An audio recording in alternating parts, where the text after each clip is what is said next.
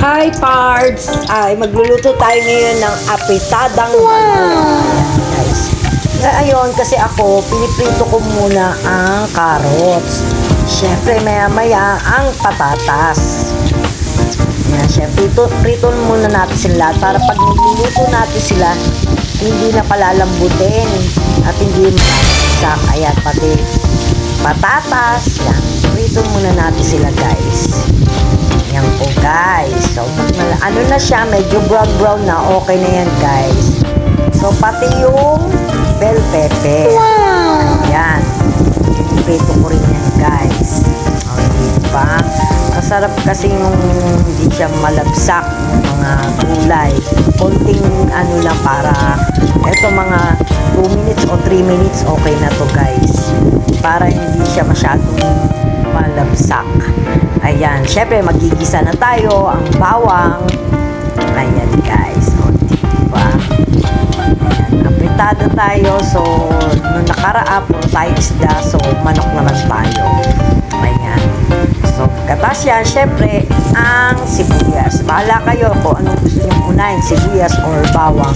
Depende sa pagluto niyan, guys. Kung paano nyo, anong unahin. Ayan, yung manok.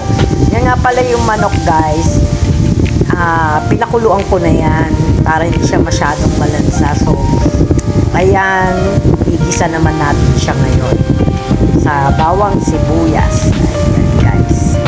So, yan lang naman yung gabihan namin pang tanghali at pang gabihan na yan, mga ulam na yan, guys. Lahat ng niluluto ko panggabihan hanggang tanghali. Yan, tanghali hanggang panggabihan yun.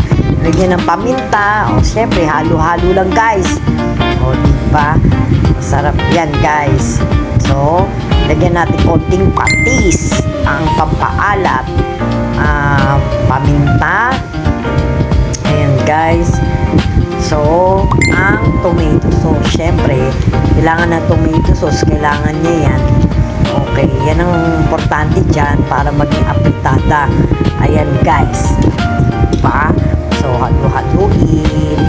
Siyempre, maya-maya, may ilalagay tayo dyan. Alam nyo na. Yan, Knorr cubes. Siyempre, ang Knorr cubes na nakakasarap. Ayan. So, hintayin na natin siyang kumulo. Ayan. So, kumulo na, guys.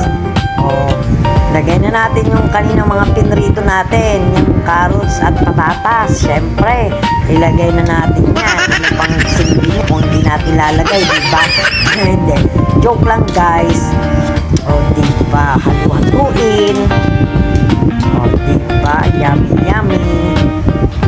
So, siyempre, pakukuluin na naman natin siya, guys. So, ilagay na natin bell pepper kanina. Okay. Goods na goods. O, diba?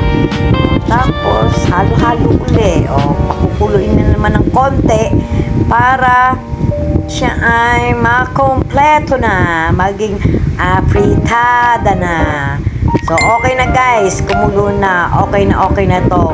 Pwede na tayong kumain. So, nandok na ako, guys. At ako'y nagutom na. Paano ba yan, guys? Bye na!